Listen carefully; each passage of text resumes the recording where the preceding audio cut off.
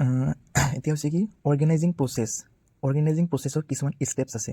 সেইখিনি হৈছে কি setting objectives. First setting objectives মানে গ'ল বা লক্ষ্যটো নিৰ্ধাৰণ কৰা, মানে লক্ষ্য কি অৰ্গেনাইজিঙৰ মানে লক্ষ্য কি সেইটো নিৰ্ধাৰণ কৰা। তাৰপিছত 2 নম্বৰ হৈছে কি ডেভেলপিং প্লানিং প্ৰিমিচেছ, মানে সেই লক্ষ্য পূৰণ কৰাৰ সময়ত মানে কণ্ডিশ্যন কি হ'ব পাৰে বা পৰিস্থিতি কেনেকুৱা হ'ব পাৰে তাৰ পূৰ্ব অনুমান কৰা, যেনেকৈ মাৰ্কেট ট্ৰেণ্ড কেনেকুৱা হ'ব বা গভৰ্ণমেণ্ট ৰুলছ ৰেগুলেশ্যন কেনেকুৱা হ'ব ইত্যাদি আগতীয়াকৈ অনুমান কৰা। তাৰপিছত 3 নম্বৰ হৈছে আইডেণ্টিফিকেশ্যন অফ অল্টাৰনেটিভছ, মানে সেই লক্ষ্যটো পূৰণ কৰাৰ কাৰণে মানে আমি কি ধৰণৰ মানে পথ অৱলম্বন কৰিব পাৰোঁ বা মানে কি মানে প্ৰক্ৰিয়া থাকিব পাৰে বা কি মানে এল্টাৰনেটিভ থাকিব পাৰে যাৰ দ্বাৰা আমি এই মানে গ'লটো পূৰণ কৰিব পাৰোঁ, সেইবিলাক মানে বিচাৰি উলিওৱা।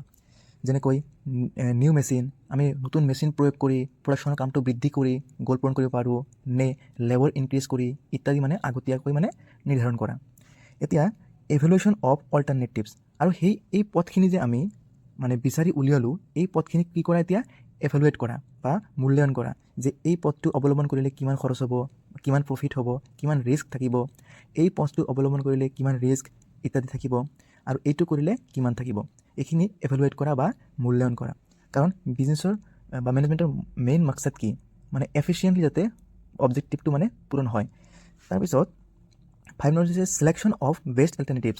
এই 3টা এল্টাৰনেটিভছৰ ভিতৰত মূল্যায়ন কৰাৰ পিছত মানে চিলেক্ট কৰা যে কোনটো আটাইতকৈ বেষ্ট হ'ব মানে এই অবজেক্টিভটো পূৰা কৰাৰ কাৰণে। তাৰপিছত ফৰ্মুলেশ্যন অফ প্লানছ। এতিয়া এই এল্টাৰনেটিভটোৰ ওপৰত কিছুমান প্লান তৈয়াৰ কৰা বা এটা প্লান তৈয়াৰ কৰা যাতে আমি এই অবজেক্টিভটো পূৰণ কৰিব পাৰোঁ। এই এল্টাৰনেটিভটোৰ ওপৰত যেনেকৈ policies, procedures, rules, budget, program ইত্যাদি বনোৱা, মানে ফৰ্মুলেট কৰা। তাৰপিছত ইমপ্লিমেণ্টেশ্যন অফ প্লান। এবাৰ হৈছে কি ইমপ্লিমেণ্টেশ্যন অফ প্লান, মানে আমি যিটো এল্টাৰনেটিভ ছিলেক্ট কৰিলোঁ সেইটো কি কৰা ইমপ্লিমেণ্ট কৰা, বা যিটো এল্টাৰনেটিভৰ ওপৰত আমি প্লান বনাইছোঁ সেইটো কি কৰা ইমপ্লিমেণ্ট কৰা। তাৰপিছত কি ফ'ল' আপ এণ্ড মনিটৰ, আৰু ইমপ্লিমেণ্ট কৰাৰ পিছত সেইটো মনিটৰ কৰা, মানে কি হৈ আছে বা কি প্ৰয়োজন বা কি মানে